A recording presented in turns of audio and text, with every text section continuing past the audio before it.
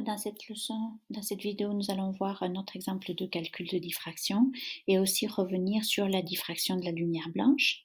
Dans cet exercice, on vous dit que la troisième frange sombre est observée à 5 cm de la frange centrale, que l'écran est situé à 60 cm des ouvertures et que la longueur d'onde utilisée est de 5-10-7 mètres. Et on vous demande de caractériser le réseau de diffraction utilisé en cherchant à déterminer le nombre de lignes qu'il a par centimètre. Donc la première chose à faire, comme toujours, c'est de calculer l'angle de diffraction, donc tangente moins 1 de x sur L, puisque vous n'avez pas d'autre choix, on vous donne x. À ce moment-là, vous trouvez 4,76 degrés, donc c'est inférieur à 10 degrés. Donc vous allez pouvoir utiliser l'approximation.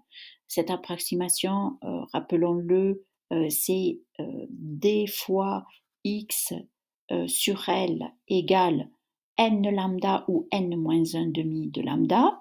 Donc ici, vous avez une frange sombre, donc ça va être n moins 1 demi. Quand vous réarrangez cette équation donc de l'approximation pour avoir d, ça donne n moins 1 demi fois lambda fois L divisé par x3, et donc ça vous donne la distance entre les lignes du réseau. Maintenant, ce n'est pas tout à fait ce que vous voulez. Vous voulez le nombre de lignes par centimètre.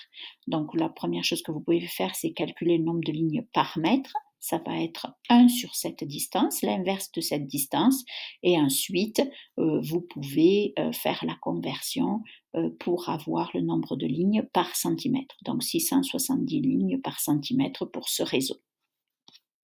Alors, dans la diffraction de la lumière blanche, si l'on revient à une illustration qu'on avait avant, on avait vu que la frange centrale, c'est de la lumière blanche, mais dès qu'on a des franges d'ordre supérieur ou égal à 1, il y a une dispersion de la lumière à l'intérieur de ces franges, avec la couleur bleue étant la plus proche de la frange centrale, la couleur rouge la plus éloignée.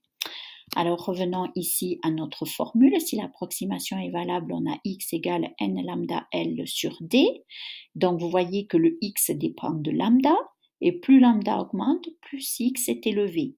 Qu'est-ce que ça veut dire un x élevé? Ça veut dire qu'on se trouve plus loin de la frange centrale.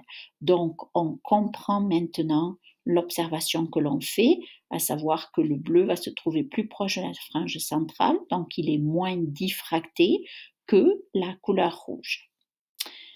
Voilà.